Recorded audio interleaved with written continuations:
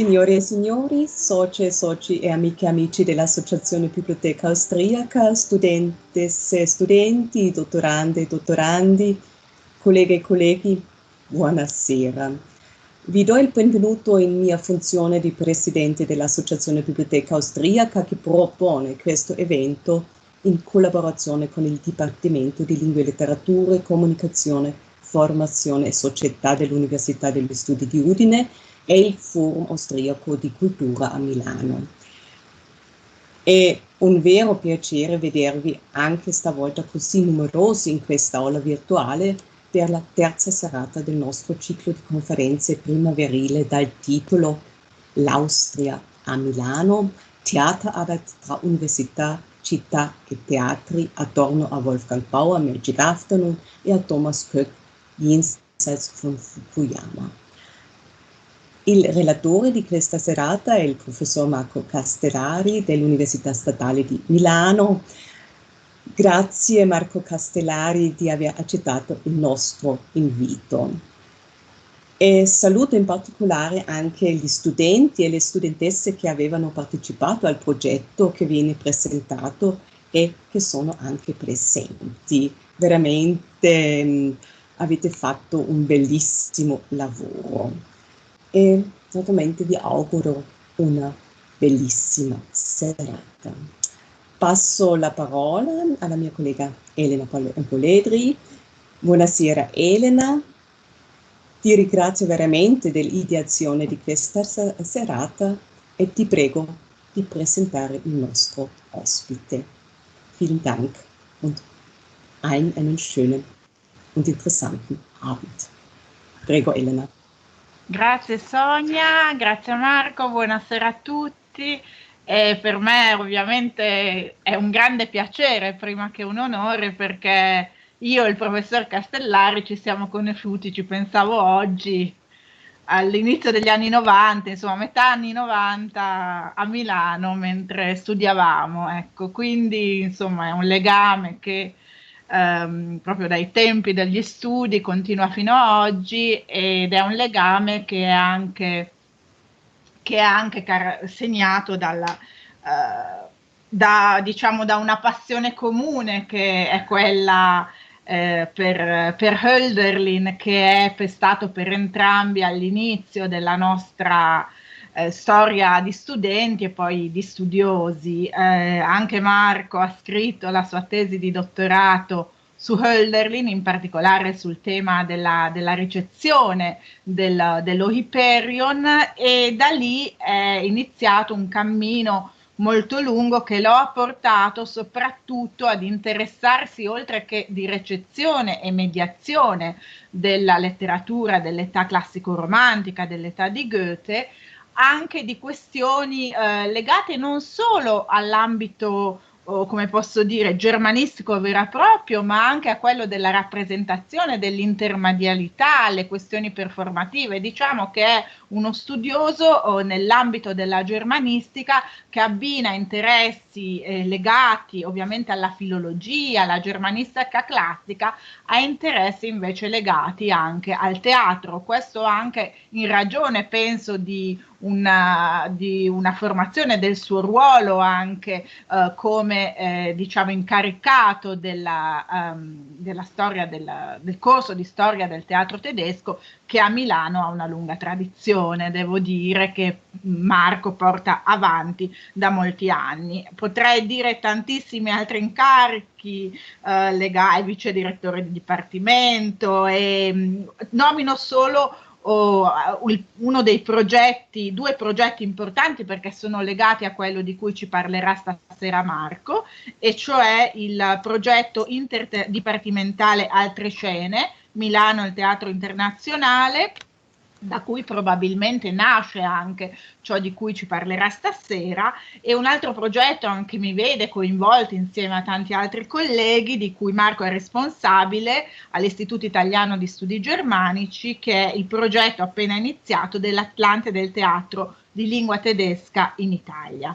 Stasera ci parlerà di un progetto didattico che però ha dei risvolti che non sono solo didattici, legato a due opere di due autori certamente non classici e non canonici, un autore contemporaneo, l'altro un autore degli anni 60, comunque insomma recente, e ci parlerà del lavoro di traduzione che ha fatto sulle opere di questi due autori, che ha già presentato Sonia, che sono Thomas Koch e Wolfgang Bauer, con i suoi studenti. Ringrazio anche gli studenti e le studentesse dell'Università di Milano, sia quelli che stanno frequentando il corso che quelli che hanno partecipato al progetto, e dopo che Marco ce l'avrà presentato sono benvenuti ad intervenire, anche perché penso che possano essere per i nostri studenti anche insomma un incentivo, e anche per noi un esempio a fare nei nostri corsi forse anche dei progetti simili. Lascio la parola a Marco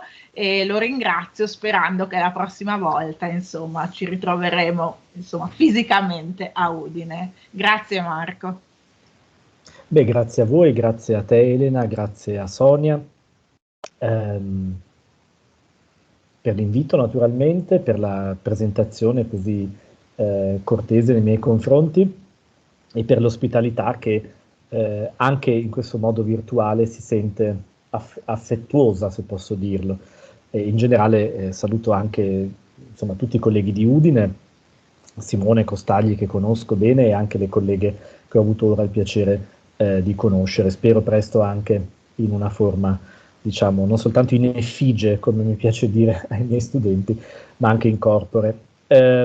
Dunque, esatto, io ho oggi accolto l'invito a partecipare al ciclo di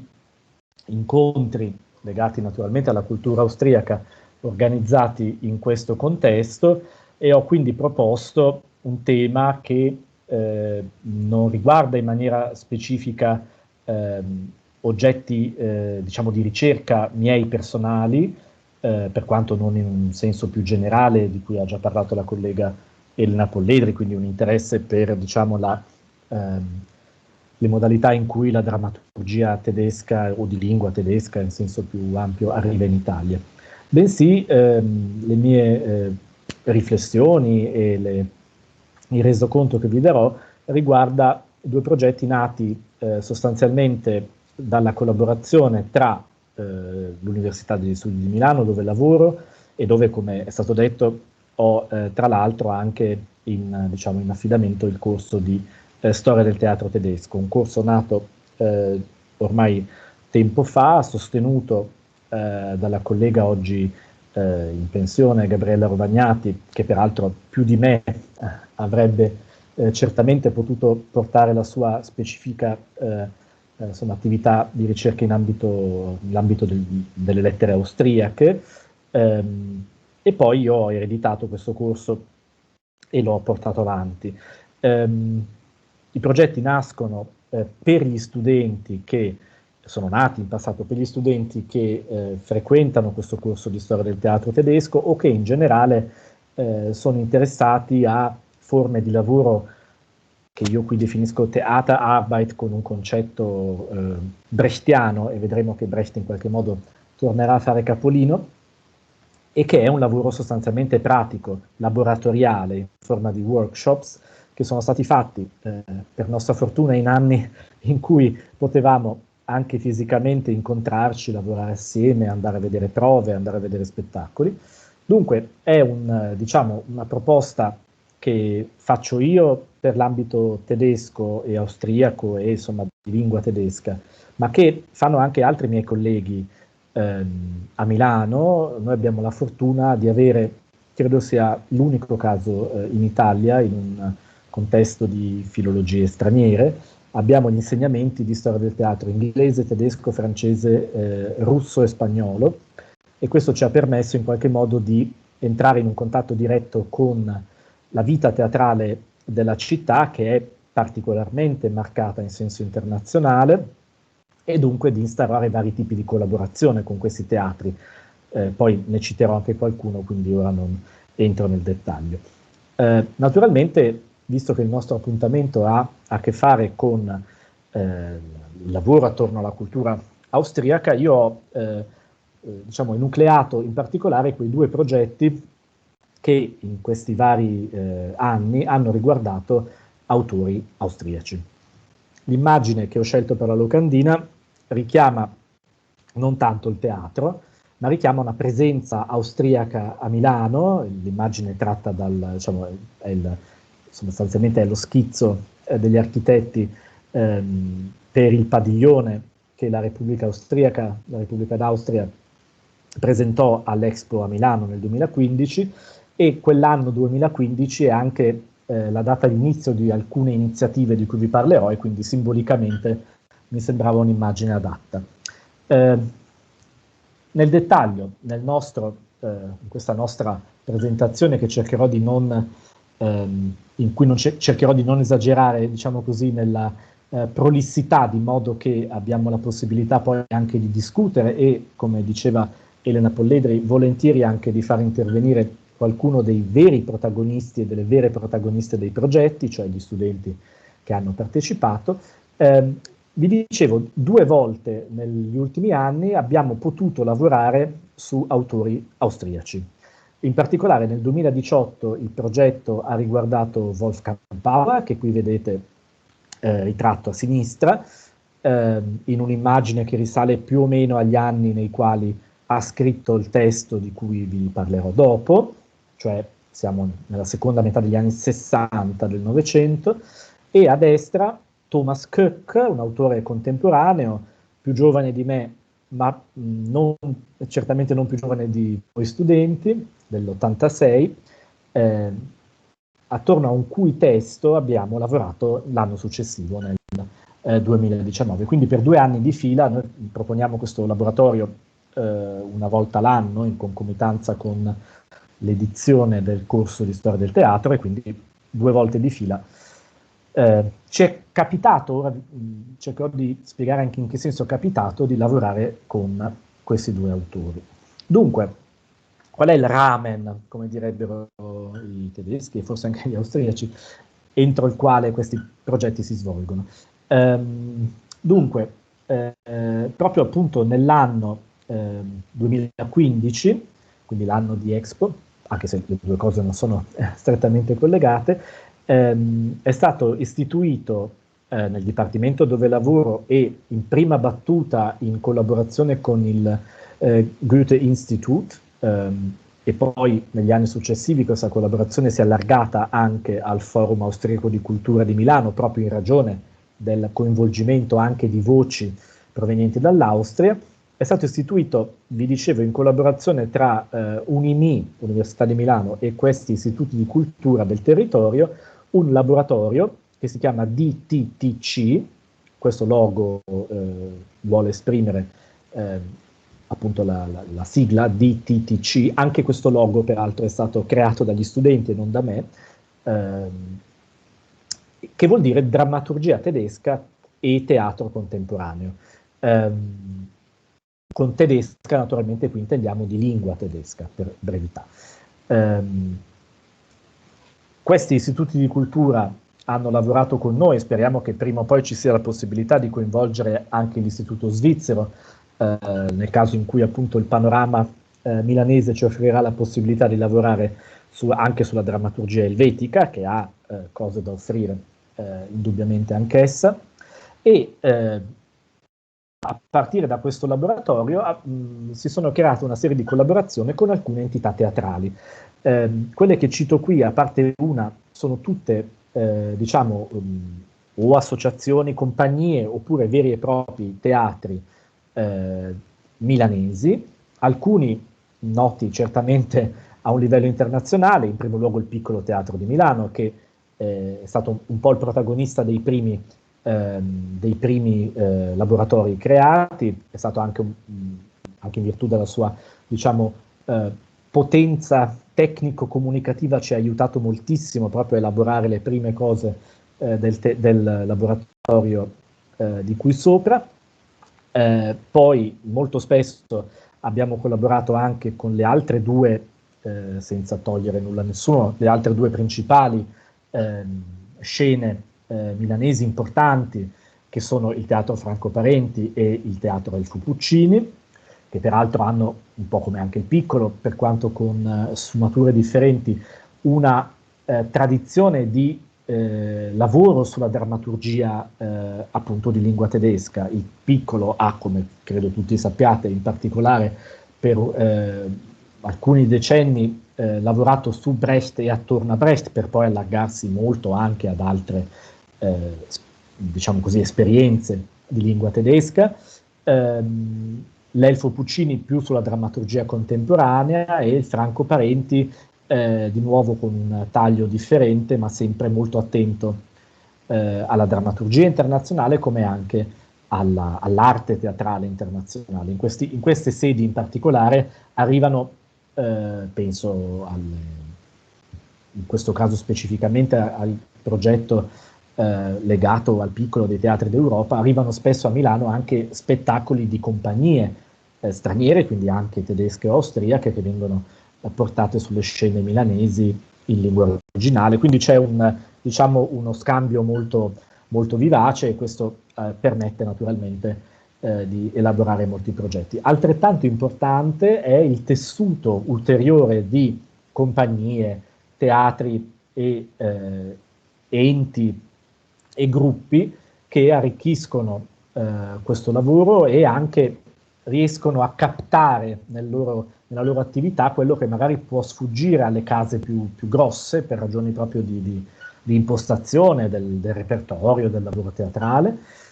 E allora qui posso citare il Teatro I, di cui tornerò a parlare dopo, perché uno dei due progetti è strettamente legato al Teatro I,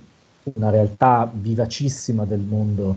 scenico milanese e molto internazionale, come vi spiegherò. Oppure ancora al Teatro Filodrammatici, sede di lunga tradizione a Milano, al quale arriveremo proprio in chiusa della nostra presentazione, come anche la Scuola di Teatro Paolo Grassi, che ha una, diciamo, come vi suggerisce anche, diciamo, il nome, una importanza che va a coprire anche la dimensione della formazione e funge anche un po' da fucina del lavoro, ma non mancherò di citare due vere e proprie compagnie, collettivi teatrali,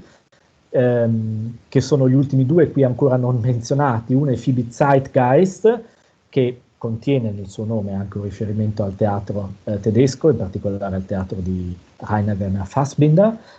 una compagnia direi tra le più interessanti nel panorama non solo milanese. Mi è capitato di essere con loro a un convegno internazionale a Oxford, se non ricordo male, in cui hanno portato un loro lavoro su Brecht, quindi hanno anche una risonanza di questo tipo, che sono insediati a Milano e lavorano anch'essi molto sulla drammaturgie bavaresi e austriache, con le quali abbiamo ogni tanto incrociato, diciamo così, a un livello proprio di workshop nel vero senso del termine. E infine il Resti Collettivo, o Raesti, forse si può anche leggere, che non è milanese ma è torinese, e che però, come vedremo, ha un ruolo importante in uno dei due progetti che hanno permesso proprio la partenza dei due lavori citati. Vi ho detto quali sono le istituzioni coinvolte, vi ho dato uno sguardo ai teatri, che naturalmente speriamo che nel futuro aumentino ulteriormente, specie quando si riapriranno gli spettacoli, la possibilità di andare agli spettacoli. Vi faccio qualche esempio di che cosa abbiamo fatto in questo laboratorio di drammaturgia e teatro, diverso da quelli di cui poi parlo nel dettaglio. Brecht ha indubbiamente avuto una parte molto importante, perché a Milano c'è una lunga tradizione di lavoro su Brecht, al Piccolo in primo luogo, ma non soltanto al Piccolo, anche in altre realtà. Il 2016, per esempio, che era l'anno del 60° brechtiano, è stato un anno in cui abbiamo fatto forse il primo lavoro importante e anche, diciamo, tecnicamente avvertito e anche presente poi nella vita della città, perché attorno a, in particolare, una messa in scena che fu fatta al Piccolo per quel 60°, ovvero l'opera da 3 soldi, nella regia di Damiano Micheletto, I ragazzi del laboratorio hanno realizzato una serie di pillole video che sono andate sulla TV del Piccolo Teatro di Milano, proprio grazie anche al sostegno tecnico del Piccolo, che ha, diciamo così, possibilità che non tutti i teatri hanno, e queste pillole video c'erano interviste a registi e attori, c'erano diciamo, lavori sul campo, si sono mossi per la città andando a chiedere ai milanesi che cosa si figurassero, insomma, di fronte a un Brecht che torna a Milano. Hanno fatto dei video più di carattere storico-teatrale, e poi quello che io vi ho riportato lì, vi ho riportato un fermo immagine, hanno realizzato una lettura plurilingue di una famosa poesia di Brecht, Vom armen Baby, questa poesia, diciamo, in qualche modo autobiografica, se volete, di Brecht. Hanno coinvolto vari altri studenti madrelingua non italiana, colleghi che insegnano lingue straniere, hanno realizzato questo simpatico video multilingue. Quello è stato un po' forse il primo progetto importante. Brecht è tornato poi nel 2020, lo vedete sotto al centro. Nel 2020, quindi l'anno scorso, abbiamo dovuto lavorare a distanza, è stata la prima esperienza di questo workshop realizzata totalmente a distanza. Avevamo programmato di lavorare su Brecht, perché sarebbe dovuto arrivare in scena al Piccolo Teatro di Milano, di nuovo, Un'anima buona di Sezuan, realizzata in realtà cioè una tournée, quindi non era una prima assoluta. In mancanza dello spettacolo, che non c'è stato a Milano, doveva essere nel maggio dell'anno scorso, per ovvi motivi è saltato, abbiamo organizzato un workshop invece a distanza, coinvolgendo i registi dello spettacolo che doveva avere luogo a Milano, e anche Monica Guerritore, altra famosa regista e attrice italiana, che negli stesso periodo aveva a sua volta realizzato una messa in scena altrove. E di solito, insomma, ovviamente parlando di teatro non si può che vedere come un grande problema l'assenza della, insomma, tutto quello che la pandemia ci ha portato, la chiusura dei teatri, eccetera. Ecco, un'unica cosa positiva è stata che in quelle condizioni, potendosi collegare a distanza, naturalmente la signora Guerritore ha potuto intervenire nel nostro workshop, peraltro con una magnifica presenza intensa, con parole importanti, attraverso il mitico Zoom, che era diventato in quei mesi uno dei pochi modi possibili per comunicare. Non solo Brecht, comunque, ovviamente, tant'è che poi vi parlerò degli austriaci. Abbiamo lavorato anche sulla drammaturgia tedesca contemporanea, strettamente contemporanea, su un autore che può darsi non abbiate mai sentito, perché non è ancora un autore affermato a livello globale, ma un autore molto interessante, che è Bon Park. Lì in basso a destra vedete un'immagine di una messa in scena. Bon Park è arrivato già più volte a Milano, sempre al Teatro I, all'interno di un progetto di cui vi parlerò dopo, perché coinvolge anche Thomas Koch, un progetto proprio legato alla drammaturgia contemporanea, e quindi anche in quel caso abbiamo colto l'occasione. Infine, cosa facciamo quest'anno? Collegati con noi ci sono anche alcuni partecipanti del workshop che facciamo in questo periodo, che abbiamo di nuovo dovuto, tra virgolette, mettere in piedi in assenza di messe in scene a Milano, perché i teatri sono ancora chiusi, e quindi lavoriamo sostanzialmente sulla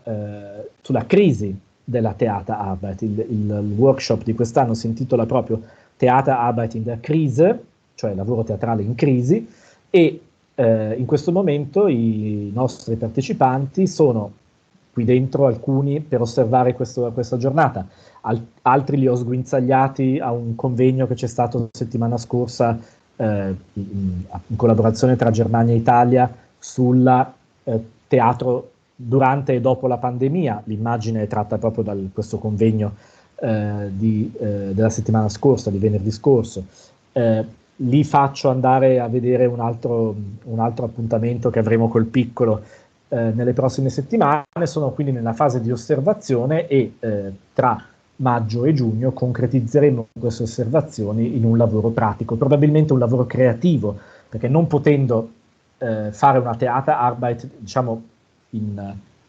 in diretto contatto con le attività teatrali, quindi partecipando a prove, all'elaborazione di testi o di drammaturgie, eccetera, probabilmente la gran parte del lavoro che faremo quest'anno sarà di carattere più creativo, quindi di scrittura per un futuro in cui potremo tornare in presenza. Bene, questo era il panorama generale. Avevo pensato anche di dirvi qualcosa su, come dire, i primi esiti anche del nostro tentativo mio in area tedesca e dei colleghi nelle aree inglesi, francesi, spagnole, eccetera. L'ha già in parte anticipato la collega Polledri, che mi ha così gentilmente e ampiamente presentato. Rispetto a questo DTTC, che prosegue le sue attività, stiamo tentando di allargare, per così dire, gli orizzonti. Quindi a Milano è stato fondato nel 2019 un centro di ricerca che ho la fortuna di guidare, oltre che il piacere naturalmente, che si intitola proprio Altre Scene, Milano e il Teatro Internazionale. È nato nel 2019 con l'obiettivo di raccogliere proprio tutti gli vari spunti che le varie cattedre di teatro tedesco, teatro inglese, teatro naturalmente anche teatro e spettacolo italiano fanno nella nostra università. Poi un po' il Covid ha sorpreso anche noi, ma non ci siamo lasciati, come dire, non ci siamo fermati di fronte a questo e abbiamo organizzato, per esempio l'anno scorso, un workshop sul teatro a distanza che abbiamo intitolato, o meglio, un incontro di questo workshop l'abbiamo intitolato La scena vuota, e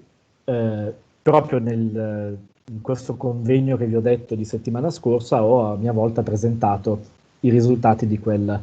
workshop, in cui gli studenti hanno, sotto la nostra guida, hanno fatto, diciamo, delle ricerche sul campo, ma sul campo virtuale, cioè hanno fatto, attraverso ricerche sul web, interviste a distanza, hanno realizzato dei reportage, chiamiamoli così, su quello che accadeva nelle capitali del teatro europeo nei mesi più duri dell'anno scorso, nei mesi, insomma, primavera 2020.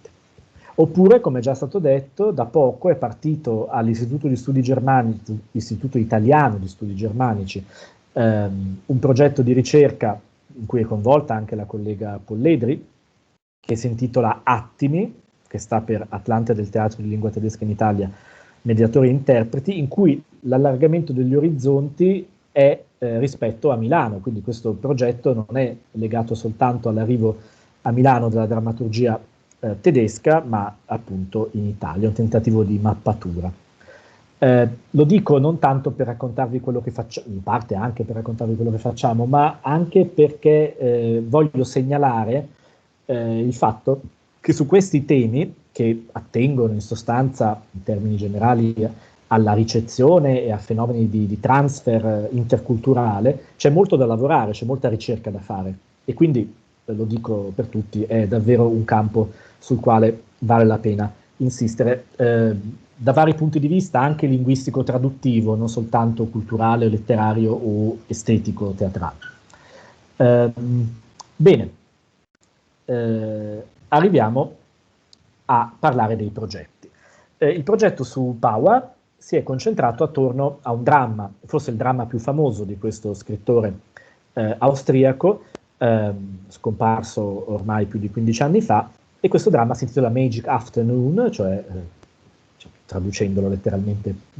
pomeriggio magico. Il titolo è in inglese, ma il pezzo è naturalmente in tedesco, e nel 1968 questo breve dramma, un atto unico, fulminante direi nella sua, sia nel suo linguaggio che proprio nel nucleo della sua azione, fece furore, come si suol dire in questi casi, lanciò Bauer come grande, come enfant prodige, diciamo così, anche se non era poi giovanissimo, della scena austriaca. È un pezzo che ha avuto grande successo. Dopo qualche difficoltà iniziale fu rifiutato da parecchi teatri, poi finalmente un teatro lo accettò e da quel momento segnò per l'autore una vera e propria fama, prima nel mondo di lingua tedesca, ma poi anche un pochino al di fuori di questo. Ebbene, nonostante si trattasse di un testo noto e a suo tempo proprio famoso, importante, non era mai stato tradotto in italiano questo testo. E quindi che cosa accadde? Che cosa fu lo spunto per il nostro lavoro? Matteo Anselmi, che vedete nella locandina di presentazione di allora, assieme a Chiara Poletti, mi contattarono, sono due artisti del teatro attivi a Torino, mi contattarono, non ricordo più se attraverso il Forum Austriaco di Cultura o quale altro contatto, non è importante, e mi presentarono questo loro progetto. Cioè loro in particolare Matteo Anselmi aveva pensato una messa in scena di Magic Afternoon in serbo, se non ricordo male, lui non conosce il serbo, ma era a Belgrado per dei lavori che stava facendo con altri artisti, e aveva assistito a questa messa in scena e pur non capendo una parola aveva in qualche modo percepito l'energia di questo testo, si era informato, l'aveva poi recuperato altrimenti e aveva maturato l'idea di portarlo finalmente in Italia, perché appunto si è accorto che Magic Afternoon non aveva non solo mai avuto una traduzione in lingua italiana, ma nemmeno una messa in scena. Quindi, come dire, i nostri due ambiti di lavoro si sono perfettamente incrociati. Io non avevo ancora deciso su che tema fare il workshop del semestre che stava arrivando, e Matteo Anselmi aveva bisogno di qualcuno che lo aiutasse con questo testo per fare una vera e propria traduzione, eccetera. E quindi Chiara e Matteo sono venuti da me a lezione a febbraio, all'inizio del semestre del 18, abbiamo presentato l'idea di questo workshop che si intitolava, diciamo in maniera generale, Tradurre teatro oggi, e infatti a lezione, lì vedete un'immagine della lezione, questo gruppo di studenti di storia del teatro, alcuni di loro hanno deciso di partecipare a una attività laboratoriale che, questo mi preme molto sottolinearlo, è un'attività laboratoriale, cioè pratica, in questo caso in particolare di traduzione del testo teatrale, ma vuole soprattutto, forse ancora di più che questo, essere un'attività di lavoro di gruppo, collettiva. Cioè gli studenti, le studentesse, credo, no, forse c'era due studenti, esatto, due maschi, quindi per le regole della lingua italiana dovrei dire studenti, ma naturalmente studentesse e studenti hanno assieme prodotto una traduzione di questo testo.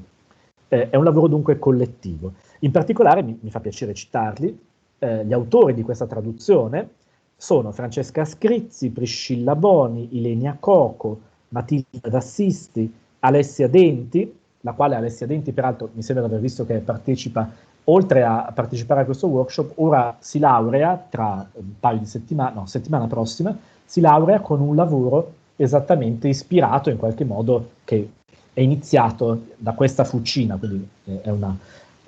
circostanza che mi piace sottolineare. Continuo con l'elenco delle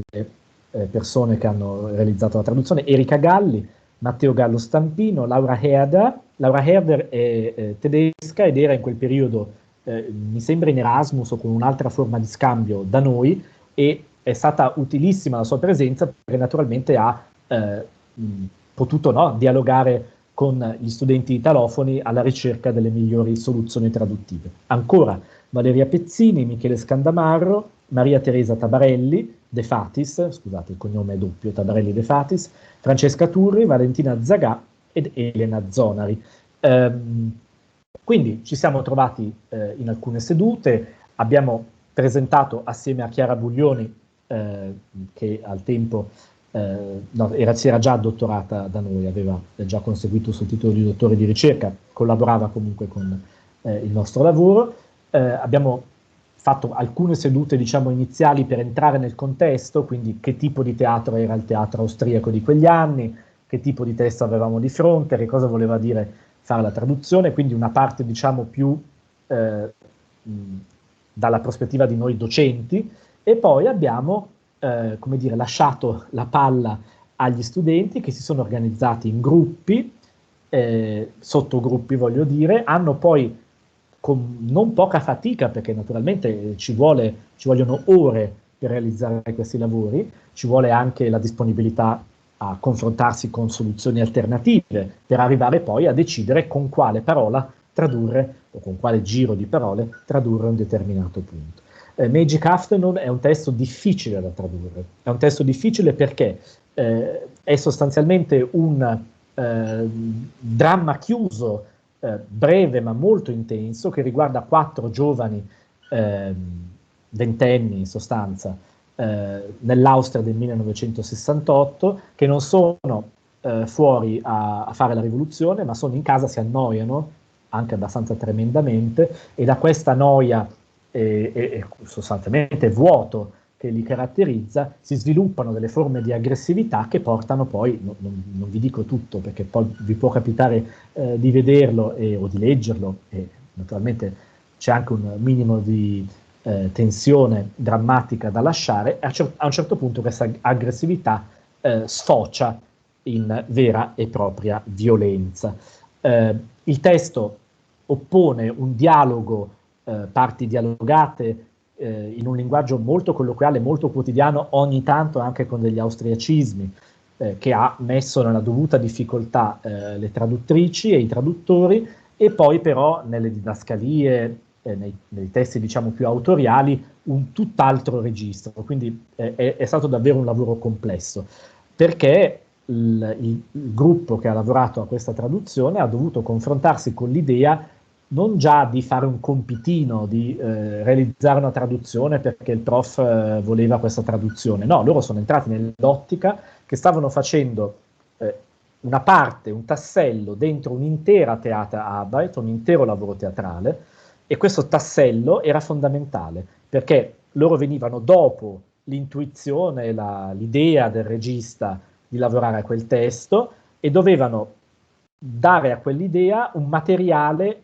adatto, di modo che poi il regista potesse trarne con i suoi collaboratori una drammaturgia, una regia, uno spettacolo. Quindi il gruppo del workshop si è calato in questo spirito, nello spirito di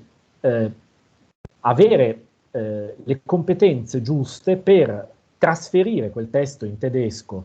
che nasce in un contesto austriaco del secondo Novecento, nel modo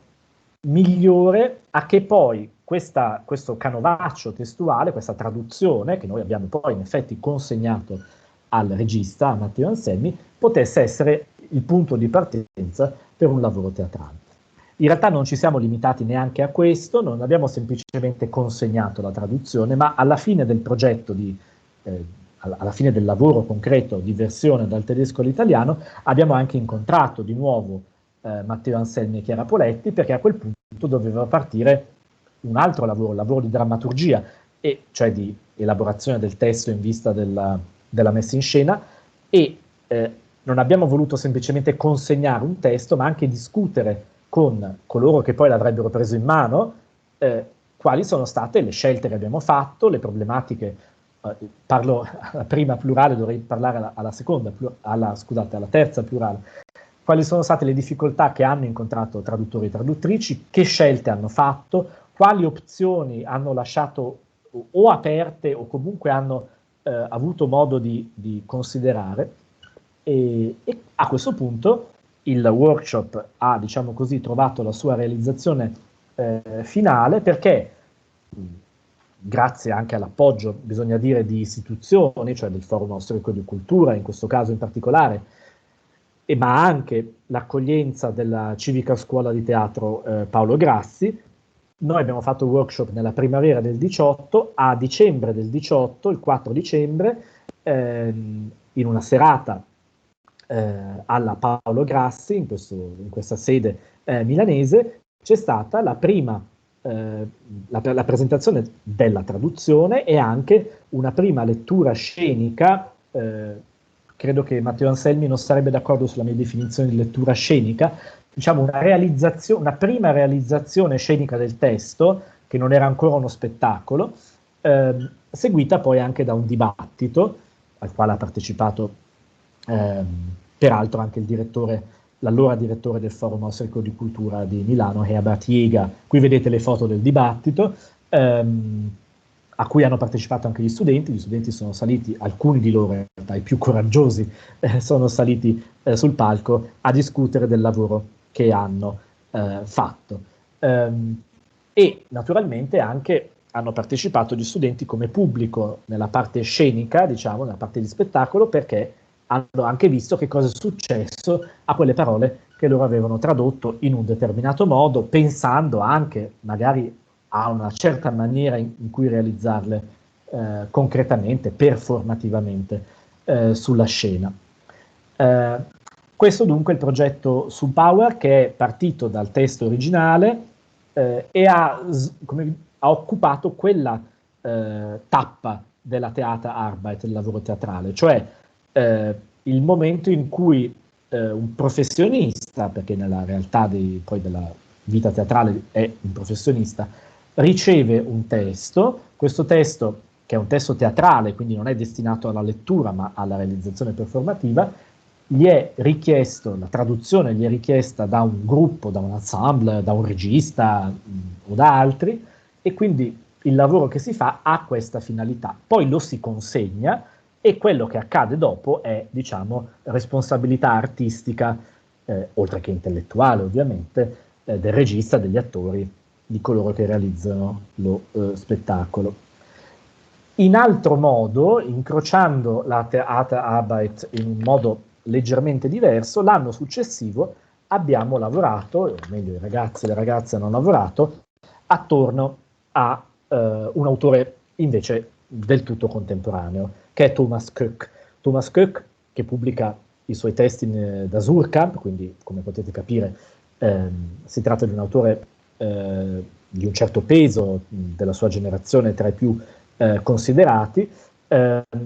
Anche in questo caso vi devo raccontare brevemente come mai siamo arrivati a lavorare proprio su questo autore che io non conoscevo, e in particolare abbiamo lavorato su un suo testo che fu anche il primo a dargli una certa notorietà in ambito teatrale, che si intitola Jenseits von Fukuyama, cioè oltre Fukuyama. Questo testo è del 14, nel 2014, in quell'anno ebbe la prima messa in scena, vinse anche un premio in quell'occasione. Noi abbiamo lavorato attorno a Jenseits von Fukuyama nel 19, perché nel 19 è arrivata in Italia per la prima volta questa pièce. In questo caso non abbiamo nel workshop lavorato alla traduzione del testo, perché il testo era già stato tradotto,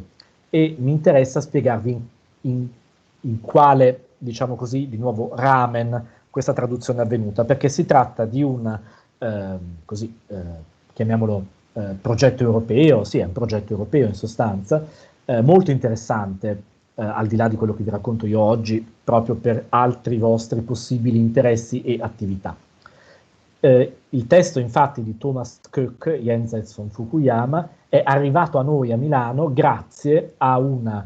progetto europeo che si chiama Fabula Mundi, vedete sotto vi ho riportato anche il link,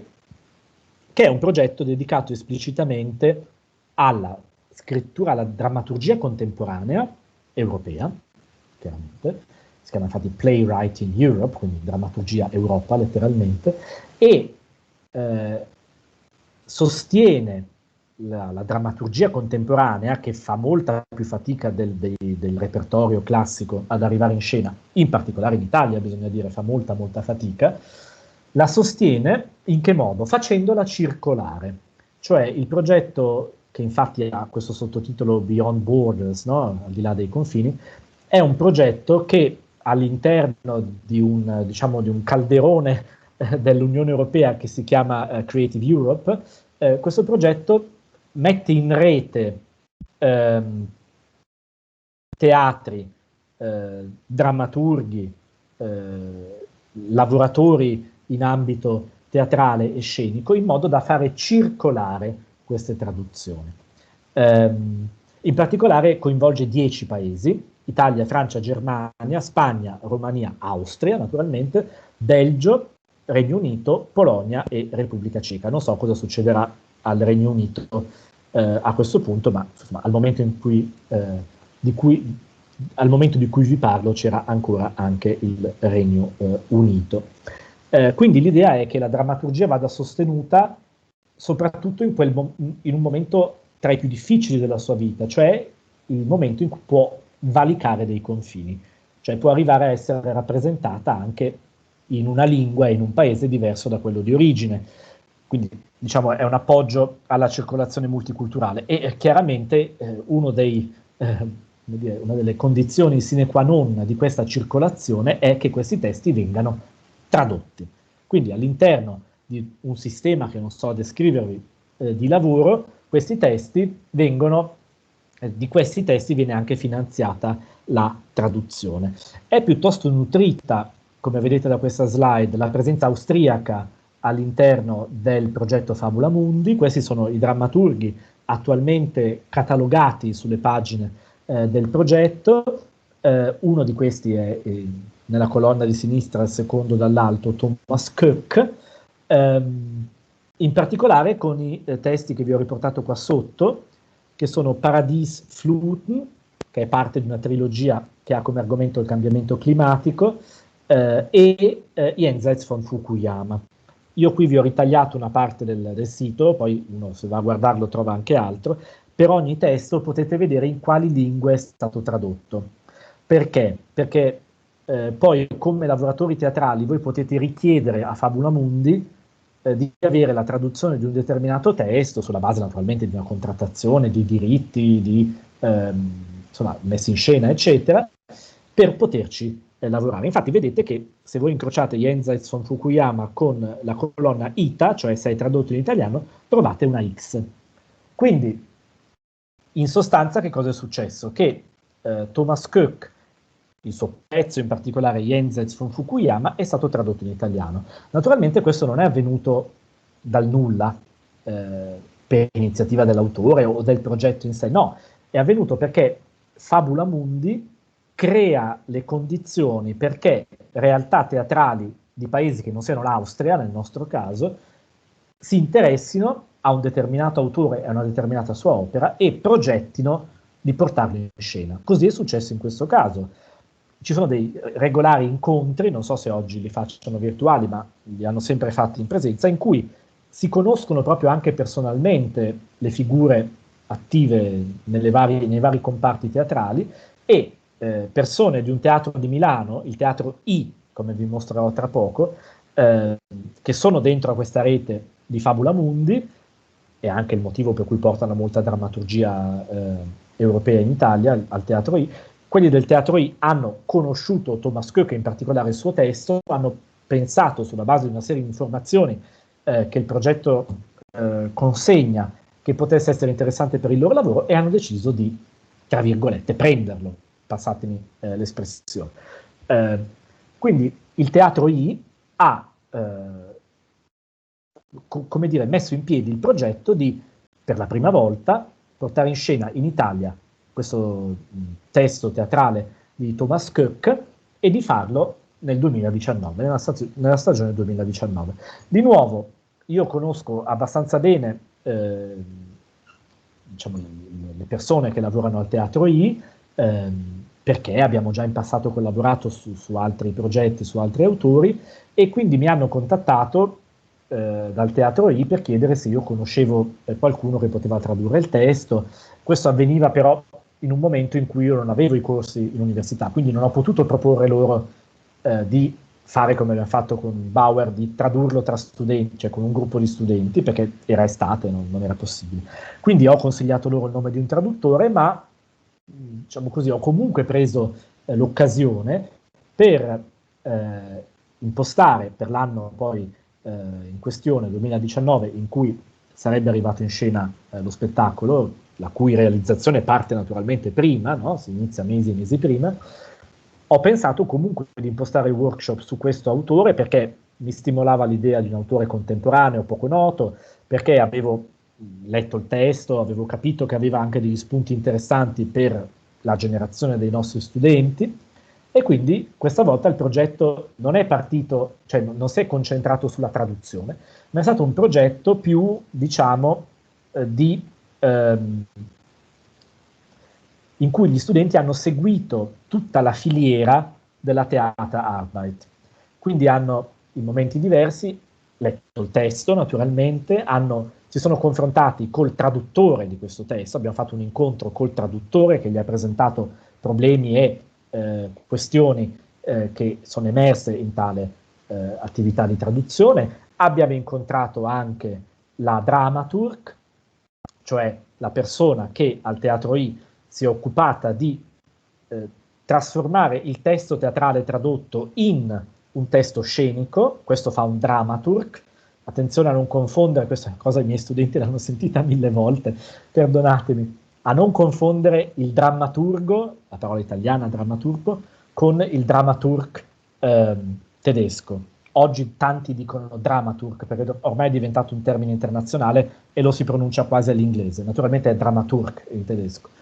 Allora, un dramaturg non è un drammaturgo. Il drammaturgo in italiano è colui che scrive testi teatrali, è l'autore di testi drammatici, per cui Pirandello era un drammaturgo e Brecht era un drammaturgo, o come piaceva dire a lui, uno Stückeschreiber, uno che scrive pezzi teatrali. Invece il dramaturg è una figura professionale che in effetti è caratteristica del mondo teatrale tedesco e che da qualche tempo si è affermata in certe realtà, soprattutto più sperimentali, anche in Italia, ed è quella figura che accompagna il regista, quindi fa già parte del lavoro teatrale e non tanto del lavoro a tavolino di scrittura, accompagna il regista perché sulla base dell'idea della messa in scena che la compagnia elabora, guidata dal regista, il dramaturg rivede il testo, lo taglia, lo integra, lo sposta, ma fa anche un lavoro di ricerca storica, estetica, filosofica attorno alla messa in scena. Cioè il drammaturg si occupa, diciamo così, passatemi questa espressione un po' tranchant, della tutta la parte intellettuale del lavoro teatrale, d'accordo? Nel nostro caso era una dramaturgin in tedesco, cioè Francesca Garolla, che abbiamo incontrato. Poi i ragazzi del workshop, allora, lettura del testo, lavoro sulla traduzione, lavoro con la dramaturg, assistenza alle prove, sono andati a vedere le prove, alcune naturalmente prove dello spettacolo, che era stato diretto in questo caso da Renzo Martinelli, che è anche il direttore del Teatro I di cui vi ho parlato, e nell'ordine, dopo aver assistito alle prove, o magari i ragazzi presenti mi correggono sull'ordine di questi incontri perché magari mi sbaglio, abbiamo anche avuto la possibilità di incontrare l'autore Thomas Koch, che è venuto a Milano in occasione della prima messa in scena del suo pezzo, perché naturalmente l'abbiamo invitato, o meglio l'ha invitato per la verità il forum austriaco che ha sostenuto il progetto. Thomas Koch è venuto per vedere come questi italiani hanno messo in scena il suo pezzo e è stato molto gentile e disponibile, è venuto anche a incontrare gli studenti. Gli abbiamo fatto una specie di intervista di gruppo, diciamo così, e da questa intervista i partecipanti al workshop hanno tratto alcuni brani. Mi manca l'ultima parte del percorso è naturalmente andare a vedere lo spettacolo nella sua realizzazione, chiamiamola ufficiale, quindi non le prove, ma siamo poi andati tutti assieme alla prima dello spettacolo. Naturalmente, trattandosi di un workshop, l'idea è quella che il collettivo di lavoro, tengo molto a questo fatto del lavoro collettivo, il collettivo di lavoro faccia delle esperienze e che queste esperienze abbiano però poi un risultato concreto. Nel caso del workshop su Bauer, questo risultato concreto era la traduzione, cioè il lavoro di traduzione. Nel caso di questo progetto, il risultato finale, di cui poi vi faccio vedere anche qualche cosa, è stato un dossier, cioè forse l'abbiamo chiamato portfolio, se ricordo bene, portfolio drammaturgico, ma l'idea è la stessa, un dossier nel quale il gruppo ha raccolto l'esito di tutto questo loro lavoro, ha tenuto traccia dei vari incontri, ne ha tratto alcune considerazioni fondamentali e ha costruito una specie di, appunto, di dossier, di portfolio di lavoro. Allora, ora qualche momento di questo progetto. Qui vi mostro, ovviamente non posso farvi, non abbiamo il tempo di indagare, come anche nel caso precedente, nel dettaglio la traduzione. Vi volevo solo dare il sapore molto postmoderno, o anzi meglio sarebbe dire molto post-drammatico del testo di Koch. Il titolo Jenseits von Fukuyama, oltre Fukuyama, si riferisce a un teorico statunitense che ha, diciamo così, proposto delle riflessioni insomma, sulla fine della storia. È una questione ora abbastanza complessa. Il Jenseits von Fukuyama è allo stesso tempo un testo molto contemporaneo, anche proprio che presenta personaggi che noi possiamo incontrare nella nostra vita contemporanea con molta facilità, e allo stesso tempo è un testo del futuro, come dire, è un testo tra l'assurdo e l'utopico, molto particolare, che coinvolge pochi personaggi che sono, diciamo così, partecipi di lavorano in un ufficio che fa ricerca sulla felicità, e questo ufficio che fa ricerca sulla felicità è però un luogo terribile, in realtà un luogo dove si manifestano tensioni le peggiori possibili. Ad accompagnare queste parti un pochino, chiamiamole, esagerando un po' più realistiche del pezzo, c'è un coro, e questo coro viene presentato proprio all'inizio, questo è l'inizio del copione in tedesco e in italiano, come il coro distrutto, und eine mit Per, Miriam, Fenn, Julia, Dr. Fecta und einem kaputten Chor der enttäuschten Erwartungen, no? Il coro distrutto delle attese disattese, così è stato reso in questo caso il tedesco, delle attese deluse letteralmente. È un testo che presenta il coro, che già è un tratto un po' particolare rispetto alla drammaturgia più tradizionale, e questo coro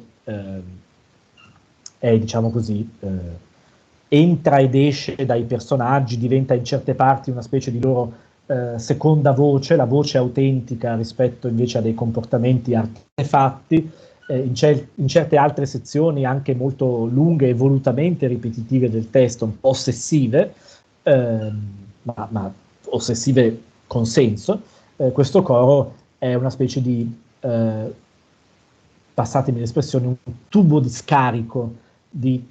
tutta la bruttezza che questo mondo propone. È un testo non facile né da tradurre ma neanche da mettere in scena, e la messa in scena milanese è stata poi un po' bloccata dal Covid anch'essa, perché ha debuttato nel 19 con l'idea poi magari di girare per l'Italia nell'anno successivo. Speriamo che si torni a farlo. Qui vedete una fotografia di scena che mi ha dato il Teatro I, che ringrazio molto. La produzione di questo spettacolo è stata del Teatro I, per cui sia il regista Renzo Martinelli che la drammaturgin, la Francesca Garolla, lavorano al Teatro I, sono in realtà l'anima del Teatro I. La produzione quindi è di quella particolare realtà teatrale, poi però la messa in scena, lo spettacolo, è stato ospitato dal Teatro dei Filodrammatici, secondo una consuetudine di collaborazione tra le realtà teatrali milanesi. Questa prima rappresentazione, di cui vedete a destra la locandina, questa specie di lavagna in cui compare anche la parola happiness, appunto felicità, no? Che è uno dei temi del dramma. Questa messa in scena è andata in prima rappresentazione il 26 marzo del 19, noi c'eravamo, ci siamo andati in gruppo. Uno spettacolo che ha molto lavorato anche sul carattere musicale, diciamo così, di questo testo. Questo è un tratto tipico di molta drammaturgia contemporanea, la creazione di quelle che il Friede Jelinek chiama superfici testuali. Qui non sono così, diciamo così, radicali come in Jelinek, comunque queste parti che non sono pensate né come dialoghi né come monologhi, ma che vanno in qualche modo realizzati, performati, come si dice oggi, sulla scena in altro modo, e la scelta di Martinelli Garol andava molto in direzione di una resa paramusicale di questo testo, per intenderci. Il titolo della messa in scena italiana fu, mi sembra che ci sia nella diapositiva successiva, no? In quella dopo ancora, allora lo dico già, il titolo della messa in scena italiana fu Beyond Fukuyama, quindi all'inglese. e non oltre Fukuyama, beyond Fukuyama. Vi dicevo, il portfolio, di cui qui c'è soltanto la parte iniziale, è stato il risultato del progetto, lo si trova peraltro anche in internet cercando, perché l'abbiamo pubblicato sul sito del Dipartimento, e qui mi fa piacere ricordare i nomi di coloro che hanno realizzato questo lavoro collettivo, che sono Nicole Baldo, Silvia Bernasconi, Priscilla Boni, Andrea Brutto, Caterina Calza, Miriana Coppola, Matilda D'Assisti, Erika Galli. Matilda D'Assisti ed Erika Galli sono le due aficionados o aficionadas di questi workshop, Alda Poncina, Denise Aragona, Alessia Sironi e Michaela Trotta. Hanno composto questo dossier e hanno partecipato ovviamente anche a tutto il lavoro. Come è fatto il dossier? Il dossier raccoglie testi e immagini che documentano queste 5 tappe di cui vi ho già parlato. L'incontro con Francesca Garolla, ecco qui posso recuperare la vera cronologia degli incontri che nel frattempo mi ero dimenticato. Incontro con Francesca Garolla, incontro con Adriano Murelli, il traduttore, il diario delle prove, perché appunto a gruppi gli studenti sono andati ad assistere alle prove, l'intervista con l'autore, col simpatico Thomas, e una recensione alla fine anche dello spettacolo, cioè siamo arrivati anche, diciamo, al momento critico, per così dire, post visione dello spettacolo, una proposta di recensione. Le foto documentano rispettivamente, ne ho scelte alcune, ce ne sono anche altre nel dossier, documentano, là sopra siamo nell'aula di scandinavistica qui da noi a Milano, dove abbiamo fatto gli incontri e le workshop. Sotto invece siamo in un'altra aula che peraltro si chiama Aula della Biblioteca Austriaca, quindi è un'aula a tema stasera. Quello è l'incontro con Thomas Köck, quel vecchietto di fianco a Thomas Köck sono io, e invece l'altra immagine è un'immagine delle prove, di quando hanno assistito ad alcune prove. Per chiudere il progetto, la descrizione del progetto e anche per chiudere la mia chiacchierata, per lasciare poi la parola a voi, vi ho riportato la locandina digitale della messa in scena del 19 con anche i credits. Ho dimenticato di dire che il titolo non era solo Beyond Fukuyama, ma aggiungeva un elemento italiano un po' spiazzante, Beyond Fukuyama, felici boom ta, facendo il verso, o meglio, il verso non è l'espressione giusta, recuperando una modalità comica dello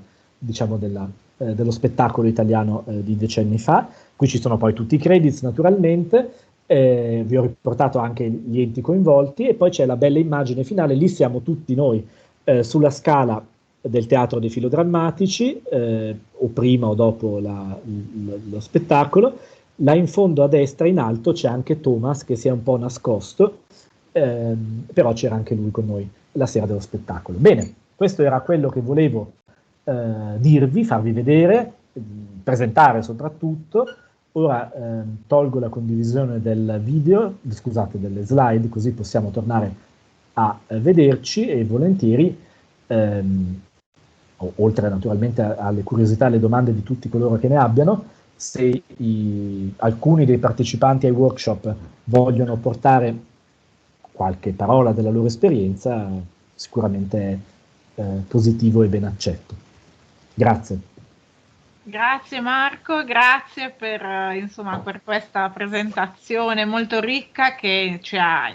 fatto venire voglia di fare ovviamente un laboratorio anche a Udine, penso, con gli studenti e quindi speriamo l'anno prossimo in presenza ovviamente, ti chiederemo consigli anche se la realtà teatrale udinese certamente non è comparabile a quella milanese, però ci sono delle realtà teatrali in realtà interessanti anche in Friuli, ma anche a Udine in particolare, quindi penso che sia un modello che certamente possa essere esportato e anche perché lega, credo,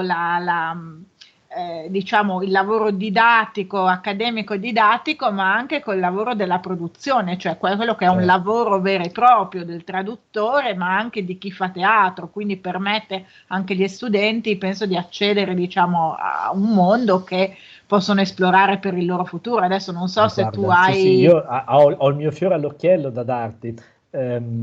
di cui vado orgogliosissimo, lo dico, non credo che siano collegati, quindi questi due studenti di cui parlo, ma quindi lo dico liberamente. Quando abbiamo fatto il workshop su Brecht al piccolo,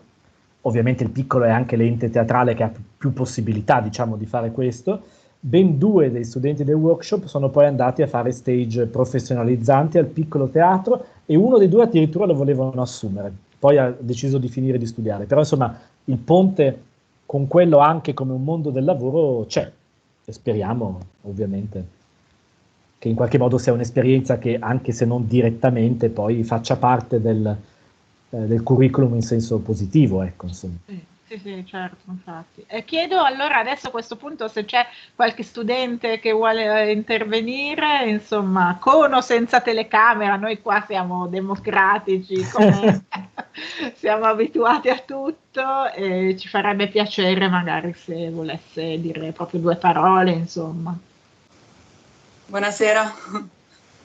Buonasera, l'ho nominata prima esplicitamente, quindi non poteva non intervenire. Prego, Buonasera. Sono Alessia Denti e ho partecipato al workshop di traduzione di Bauer e diciamo posso un po' confermare l'efficacia di questi progetti nel far nascere un po' un interesse per comunque autori non molto studiati e personalmente questo interesse è sfociato anche nella scelta per l'argomento della mia tesi. Ho deciso di approfondire un po' un'analisi dei personaggi di Magic Afternoon e in realtà volevo un po' fare 2 esempi di 2 questioni che ci hanno messo particolarmente alla prova durante questo workshop. E il primo è stato sicuramente trovare delle azioni che diciamo che negli anni 60 o comunque negli anni passati erano un po' delle abitudini e che a noi ci hanno un po' trovati spiazzati, perché per esempio un personaggio chiamava il numero dell'ora esatta e noi in realtà molti non sapevano cosa fosse e è stato interessante comunque pensare se magari nella nostra traduzione lasciare questa azione oppure cambiarla con un'azione più moderna, come per esempio guardare il cellulare e capire l'ora, diciamo. Un'altra questione importante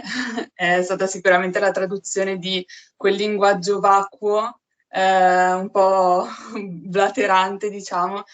di personaggi sotto l'effetto di droghe e che ci hanno messi molto alla prova, perché comunque dovevamo dare una traduzione che avesse senso in italiano, che avesse anche un suono italiano. Sì, e quindi diciamo che è stato molto interessante comunque scambiarci opinioni, idee e scegliere poi la migliore. Quindi sì. Grazie Alessia. Ringrazio. Se non mi sbaglio, aveva alzato la mano Sara Peressutti. Sara, vuoi dire qualcosa? Sì, buonasera. Mi presento, sono Sara Peressutti e studio appunto lingue e letterature europee ed extraeuropee all'Università di Udine e ho trovato la presentazione molto interessante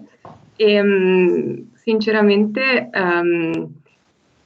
vorrei chiedere una mia curiosità personale. Cioè, se una persona come me, diciamo persona totalmente esterna a questo mondo del teatro, volesse in qualche modo avvicinarsi a questo e magari provare anche a cimentarsi in una traduzione laboratoriale come questa, ci sarebbe qualche associazione, qualche ente che lei potrebbe consigliare così? Dunque, diciamo precisamente no, nel senso che immagino, so che esistono in Italia e non soltanto in Italia delle associazioni o anche in certi casi delle istituzioni vere e proprie formative che propongono dei master o dei workshop sulla traduzione e anche sulla traduzione letteraria. Devo dire che non conosco una realtà specifica, ma può darsi che esista e che io non la conosco ovviamente, specifica sulla traduzione del testo teatrale. Questo corrisponde anche a anche dal lato diciamo più, che è quello a cui ogni tanto noi guardiamo come studiosi accademici un po' di più, c'è una vastissima letteratura critica sulla traduzione, tutti i possibili temi che la traduzione implica, e esiste anche una riflessione critica sulla traduzione teatrale, ma è molto molto marginale, cioè mi pare di notare che la traduzione teatrale sia un ambito praticato, peraltro da secoli, ma non ancora entrato in maniera massiccia tanto negli studi di traduzione, la cosiddetta traduttologia,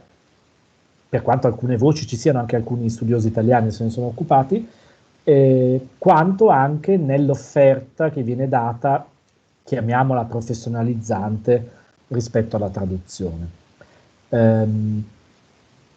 mondo dei traduttori teatrali, quelli diciamo professionali, di cui ho contezza in Italia, è un mondo molto ristretto, sono pochi. Dovete pensare che il traduttore teatrale solo raramente emerge poi dalle nebbie dell'attività scenica, nel senso che il traduttore consegna il testo, viene di solito, ormai oggi sempre, segnalata la sua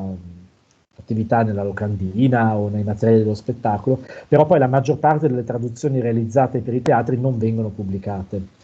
perché il testo teatrale è un testo, a parte insomma grandi autori, ma se no è un testo che l'editoria non considera remunerativo. Devo dire che oggi è nata da qualche anno una casa editrice che si chiama Q Press. Q significa in inglese, come si dice in italiano, quando uno insomma, dare il, non mi viene, il modo per cui uno riesce a dire la battuta che deve dire a teatro, insomma, non mi viene il termine. Comunque questa Q Press, che ha un nome inglese ma è una casa editrice italiana, si è proprio specializzata nasce proprio come casa editrice teatrale, e ultimamente vedo che pubblica anche molta drammaturgia contemporanea, che di solito non arriva molto nell'editoria, evidentemente a seguito anche di progetti teatrali. Quindi ecco, l'unico concreto, chiamiamo indirizzo al quale rivolgersi che mi viene in mente è Q Press. Invece come vere e proprie associazioni non saprei. È un mondo molto che lavora anche in tempi molto stretti, perché non sempre i teatri hanno largo spazio tra quando, tra virgolette, acquistano un testo e quando lo portano in scena, o meglio, quando iniziano il lavoro di prove, perché il regista lo vuole avere lì, ed è anche un mondo, se posso fare una battuta, non si diventa ricchi a fare i traduttori teatrali, ecco. Insomma, in generale forse a fare i traduttori, ma di sicuro non cambia per i traduttori teatrali. Ogni tanto poi nel mondo del teatro la pratica ha sempre, lo diceva anche il mio amico Brecht, no? Che la qualità del budino si scopre mangiandolo. La pratica ha sempre la meglio nel mondo del teatro, necessariamente, e quindi poi come traduttore teatrale bisogna anche, tra virgolette, accettare il fatto che quello che succede al proprio testo tradotto è totalmente poi nell'arbitrio del regista e della dramaturghi, per cui bisogna anche accettare che, diversamente da quello che accade nell'editoria, in cui se uno traduce un testo poi viene pubblicato così come l'ho tradotto, nel mondo teatrale forse bisogna un pochino di più accettare questo fatto, ecco. Simone, c'è una domanda di Simone Costano. Grazie Marco, è stato molto, molto istruttivo, divertente. Io avrei un sacco di domande da farvi anche a tutti, anche i nostri ospiti che sono stati tuoi partner in questa operazione, perché mi sembra la cosa è veramente brechtiana da questo punto di vista, sia stata la condivisione, appunto il lavoro come collettivo, mi verrebbe da chiederti anche come hai valutato poi alla fine, però questo magari me lo dici poi a parte. No, a proposito di questo, no, anche in questo, proseguendo in questa dimensione quasi di Lehrstück proprio che ha avuto il tuo di Theaterarbeit, e ricollegandomi a quello che dicevi prima sulla traduzione, io credo sia stato anche molto divertente perché la traduzione teatrale, immagino, io non mi ci sono mai provato, abbia anche un forte, debba anche fare forte affidamento sulla dimensione performativa, no? Quindi recitavate anche voi, immagino. Recitavano, perché io non ero con loro quando sì, traducevano, però credo mi ricordo che sul progetto Bauer c'era stata questa, mi avevano fatto capire che insomma quando discutevano su quale soluzione prendere, chiaramente provare a dire la parola teatrale è fondamentale. Proprio questo. E la seconda domanda che ti volevo fare, se ho capito bene, tu hai sostanzialmente recepito stimoli che ti venivano dall'esterno, cioè ti sei reso disponibile e credi che in futuro possa venire invece dalla vostra esperienza invece lo stimolo per le compagnie milanesi o perché no anche fuori di Milano per iniziare un lavoro che parte da voi e quale testo proporresti tu? Questo, cioè se tu avessi da consigliare un testo alle varie entità teatrali milanesi che tu hai presentato, da chi cominceresti? Dunque, secondo me, per dirla proprio in maniera molto, diciamo così, anche adatta all'ora, non troppo accademica, sarebbe un tentativo, non dico vano, ma molto difficile, perché il teatro lavora secondo, oltre che ritmi, anche scelte che sono forse un po' troppo lontane. Ho provato in passato a proporre qualcosa, ed erano Tabori e Peter Weiss, come puoi immaginare da solo, però con Tabori abbiamo lavorato, ma quando Tabori è arrivato e comunque attraverso Laura Forti, che forse conosci, che è persona che ha comunque una sua presenza nel mondo del teatro, senza di quello forse non saremmo riusciti neanche a fare il progetto su Tabori. L'esempio che ho fatto di Fabula Mundi secondo me è molto indicativo, cioè perché determinati autori contemporanei, parlo soprattutto del contemporaneo, arrivino sulle scene italiane al giorno d'oggi, la via è questa, che è una via sostanzialmente finanziata dalla comunità europea, capisci, no? Quindi è cioè lì la serie di problemi pratici che altrimenti interverrebbero e che rendono in effetti in altri comparti, diciamo piuttosto appunto a compartimenti stagni, no? La vita teatrale, per cui non si sposta molto la drammaturgia contemporanea, a parte casi, insomma, partire dal lavoro dell'università, per carità, può avere comunque senso, perché ci si può provare, però diciamo che ci proverei senza troppe speranze se ci provassi. Okay. Devo anche dirti che in realtà io, lo diceva anche Alessia Denti prima, in realtà io stesso colgo queste occasioni anche perché io altrimenti Thomas Koch non l'avevo neanche mai sentito nominare, cioè, ma anche per me è un modo di andare oltre gli autori che conosco, ecco, quindi paradossalmente per il mio anche interesse personale tendo a conoscere autori che in qualche modo non ho bisogno di proporre teatri perché già ci arrivano da soli a quegli autori, mentre sono quelli che non conosco che in qualche modo attraverso questi progetti recupero, ecco, tra virgolette. Questo mi verrebbe da dire.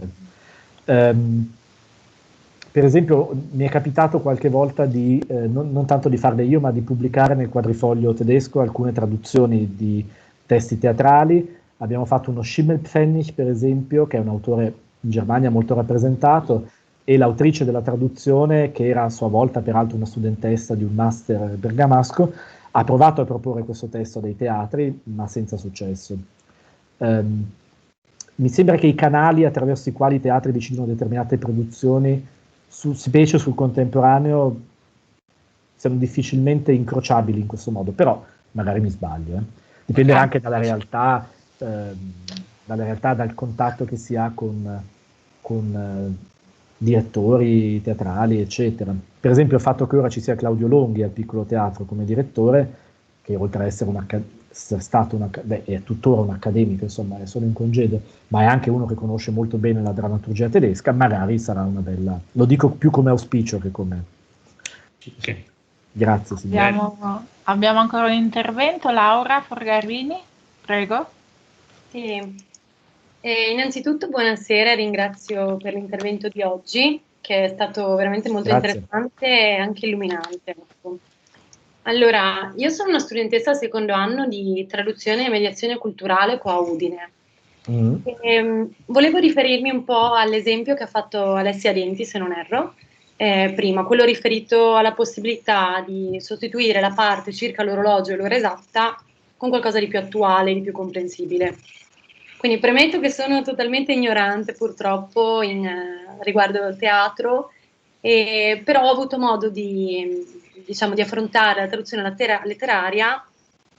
solamente in lingua spagnola, nel corso di traduzione, e in un workshop con un traduttore dallo spagnolo all'italiano. E proprio da questi due ambienti mi è stato spiegato che bisogna restare molto fedeli al testo di partenza per, oltre a non stravolgere lo stile, anche per non rischiare, di violare il tempo in cui si trova l'ambientazione. Quindi mi chiedevo se per la traduzione del teatro si è più liberi rispetto magari a una traduzione letteraria in prosa. Questo mi chiedevo. Allora, vale quello che ha detto, secondo me, in linea di principio, però bisogna considerare che il traduttore teatrale, come dicevo prima, è, a disposizione nel momento in cui traduce per un regista e non per una casa editrice, delle intenzioni del regista. Quindi in certi casi il traduttore può essere chiamato anche, soprattutto quando la fase del lavoro teatrale è già avanzata, anche a fare un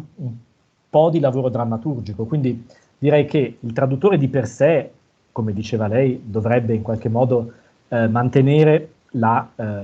collocazione storico-temporale culturale di riferimento. Può eventualmente, lo ha fatto per esempio il traduttore di Thomas Köck, che in quel caso noi abbiamo lavorato su una traduzione già fatta. In quel caso il traduttore che cosa ha fatto? Ha segnalato in nota, proprio pensandolo come delle note per il lavoro drammaturgico e per il regista, ha segnalato delle questioni che non poteva mettere nella traduzione perché avrebbe cambiato, ma che spiegavano determinate questioni magari cosiddette, culturo-specifiche, no? Quindi che a un italiano non tornano sentendo, perché fanno riferimento a realia oppure a dibattiti di altri contesti, e quindi in quel caso il traduttore cosa fa? Traduce, secondo lettera, ma annota, perché sa che quella traduzione non va a una casa editrice, ma va a un regista. Quindi poi eventualmente in certi altri casi il traduttore partecipa anche, può accadere, naturalmente è accaduto e può accadere, a noi no, ma direi che è assolutamente plausibile, può anche partecipare poi al lavoro successivo in cui da quella traduzione si crea il testo scenico. Quel passaggio naturalmente è tutt'altra cosa, no? Diciamo che l'ideale sarebbe che la traduzione sia aperta al lavoro scenico, senza naturalmente stravolgere. Questa è un po' la mia posizione. Chiarissimo, grazie mille. Abbiamo ancora un intervento, Luigi Reitani aveva alzato la mano. No, più che un intervento volevo salutare Marco e grazie, Luigi. Aggiungere, purtroppo io non sono riuscito a sentire tutto, volevo aggiungere a riguardo di quello che dicevi sulla difficoltà di proporre un testo teatrale, una piccola esperienza personale. Ricordo che nel 2004 io proposi a chi programmava il Festival di Cividale, che come sai è un festival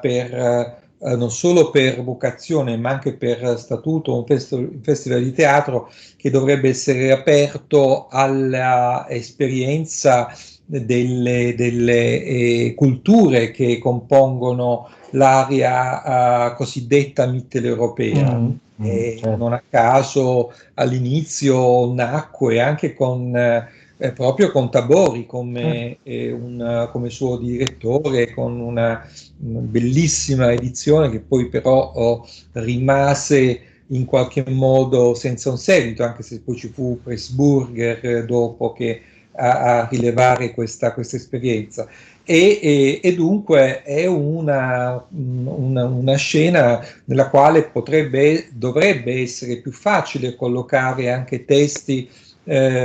contemporanei. In genere poi è così, che in Italia c'è sempre stato questo doppio circuito teatrale, da una parte quello dei festival e dall'altro quello della circuitazione teatrale, degli scambi che si fanno dovuti anche al fatto che la struttura teatrale italiana non è quella dei teatri stabili tedeschi, ma invece funziona sul giro delle compagnie. Però nei festival è più possibile portare delle novità teatrali e di fatto tutti i grandi nomi della scena contemporanea sono prima passati dai festival e poi sono approdati al teatro di repertorio. Questo è stato il caso di Thomas Bernhard,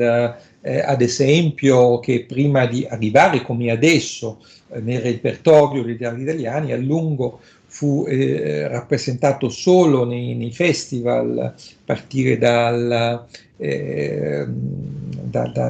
gruppo della Rocca, che lo mise in scena già negli anni 70 e così via. E dunque nel 2004 io proposi a chi programmava la stagione, non dico chi ovviamente,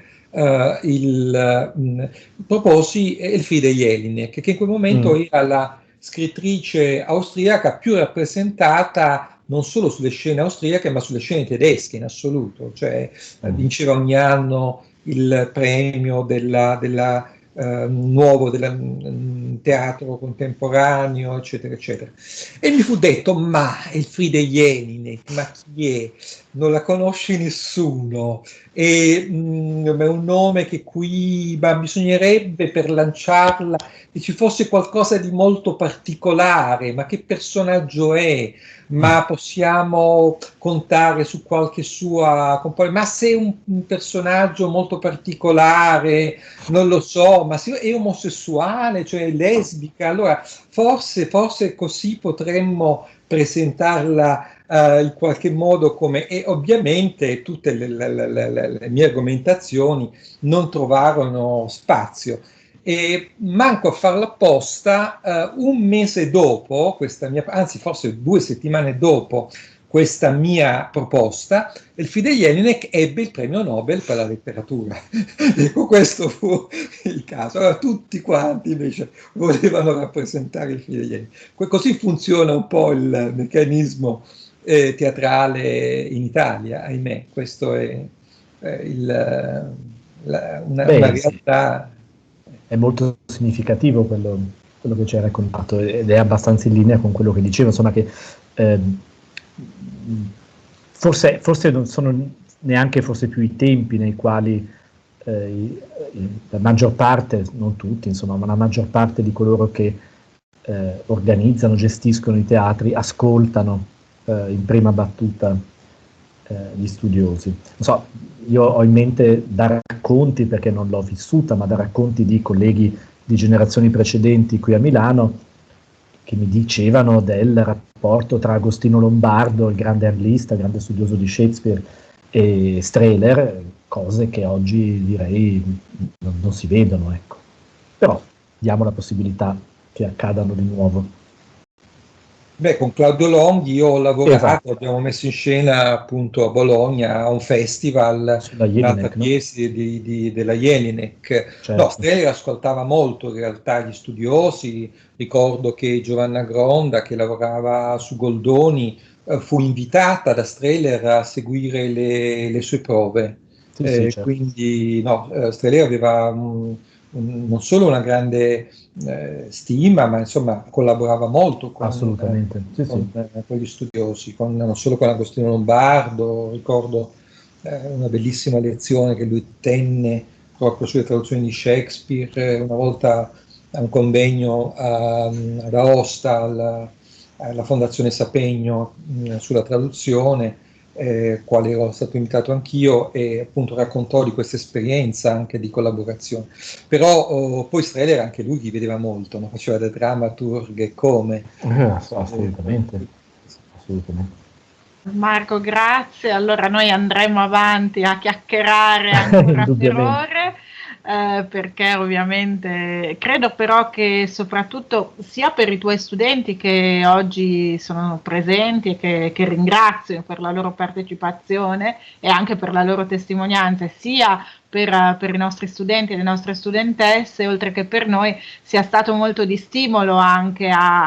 nonostante tutto ad avviare questi lavori, questi laboratori, perché poi in un modo o nell'altro le collaborazioni o il modo per far sfociare in qualcosa di anche performativo quanto viene fatto si trova, e poi, come hai mostrato, l'esperienza maturata in questi laboratori può portare anche ad altro, e credo insomma che anche il nostro lavoro di docenti, al di là dell'aspetto scientifico, serve anche questo, quindi certamente ti ricontatteremo anche con i nostri studenti quando si potrà anche in presenza lavorare. È già da tempo che insomma pensiamo anche ad ampliare il lavoro sulla traduzione letteraria, che sia quella teatrale o che sia quella di altri generi. Quella teatrale abbiamo insomma visto le particolarità che ha, e quindi ora si è fatto molto tardi, quindi io chiedo se anche Sonia, come presidente dell'Associazione Biblioteca Austriaca, vuole salutare, visto che siamo alla conclusione di questo ciclo. Lascio la parola nella speranza che poi a settembre ci saranno iniziative anche di nuovo in presenza. Quindi buonasera a tutti, lascio la parola alla collega Curi e ringrazio Marco. Grazie, è sempre bello avere l'ultima parola, das letzte Wort haben. Condivido pienamente le parole della mia collega Elena Poledri, ringrazio Marco Castellari per il suo intervento interessantissimo, ma soprattutto desidero esprimere tutta la mia ammirazione e gratitudine per l'impegno degli studenti e delle studenti che avevano partecipato a questo progetto. Veramente bellissimo, un grande lavoro,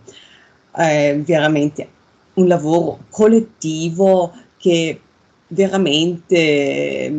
porta avanti tante cose.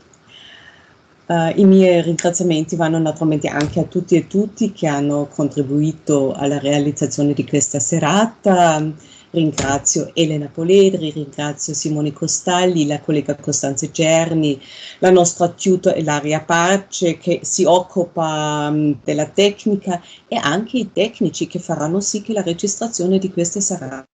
sarà reperibile tra breve. Inoltre e soprattutto ringrazio il pubblico per il suo interesse mostrato e naturalmente speriamo tutte e tutti di poter salutarvi altrettanto numerosi e numerose in autunno. In realtà stiamo già organizzando il programma autunnale. Per esempio avremo in programma una mostra e un intervento sull'autrice austriaca Ilse Eichinger in occasione del centenario della sua nascita. E per concludere non vorrei mancare l'occasione di rinnovare l'invito a visitare periodicamente il sito della nostra associazione Biblioteca Austriaca su www.abudine.uniud.it, dove vengono forniti, oltre ai materiali concernenti i nostri cicli e grazie all'autorizzazione dei nostri relatori e relatrici e le registrazioni dei nostri eventi digitali, anche link e eventi e materiali di terzi che riteniamo validi. Vi auguro buona serata e arrivederci in autunno.